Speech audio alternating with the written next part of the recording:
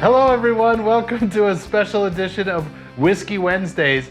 I'm pretty consistently asked, once they find out I'm an extremely popular person for whiskey and sponsored by none of these brands, which whiskeys I recommend people who are just kind of getting into it jump in and have. So I kind of went through my entire collection. I wanted to pick stuff that isn't all the range, like no one can get Blanton's, I get it. I wanted to pick things that most people could get a hold of and give you a good range and good reasons for each one. So they're all uniquely hand selected by all of our master distillers, our producers and writers of the show, myself, to bring here for you. So first one we're going to talk about is a good old classic Woodford Reserve. This is actually my favorite. The reason why it's the biggest bottle too, it's my favorite mixing. Right? This is what I put in my Manhattans, my Old Fashions as a pretty go-to. That's why it's the big bottle. One, it's the most economical for my alcoholism to mix with things. And two, it's just great, right? I absolutely just love it as my key mixer. So try this in your Old Fashions, try this in your Manhattans. Do a little taste test out there. See if you like this over Makers or whatever kind of is your mixing up whiskey. So that's this one here. And then next I'll talk, this one is one of the neatest whiskeys.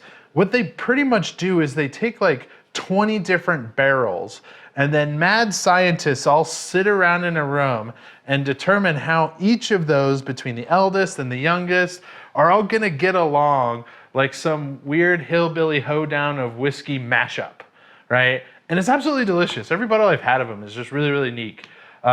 It's a great little party one, right? You bring it out, you can talk about, and everything's on the back too, so you can cheat. You can be like, oh yeah, friends, this bottle you're holding was hand selected and blended, right? So you can sound cool with whiskey, and also just neat. Every one of these is a little bit different. And so I think that's what they've done is really cool. Some of the whiskey traditionalists hate it because, it's not done the normal way, but I think it's really unique.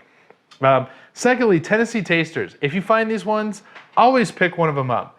They're my favorite ones to kind of throw into a flask and sneak into Red Rocks. Not that I've ever done that, but if I were, this would be the kind of little sipping whiskey I would bring. They're usually great for every occasion. They're super tasty. And then kind of my favorite current one is this one right here, the Black Maple Hill. I mean, this is just, this one surprised me. It's from Oregon. Oregon's not well known for producing really, really interesting bourbons.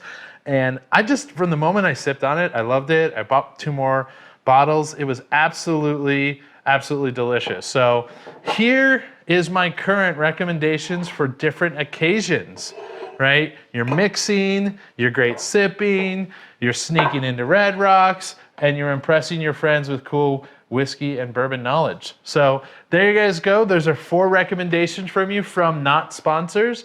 But if you want to sponsor me, any liquor people, my love can be bought and sold with bottles. I'm not beneath that. Thanks very much for this rendition of Whiskey Wednesday. We hope you guys enjoyed.